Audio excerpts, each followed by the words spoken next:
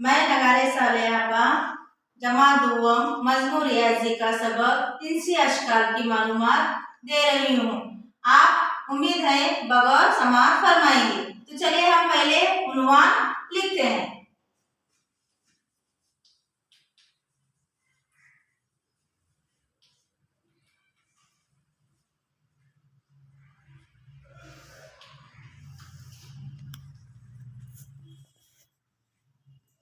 तो पहले हम मुसल्लस की जानकारी हासिल करेंगे।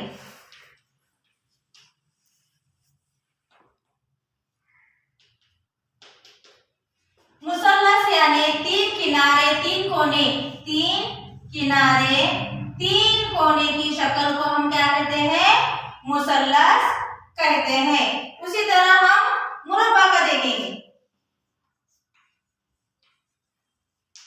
मुरब्बा यानी जिसके 4 कोने 4 किनारे होते हैं।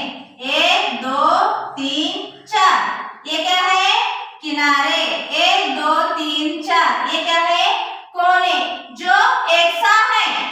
चारों कोने और चारों किनारे एक सा है, उसे हम क्या कहते हैं?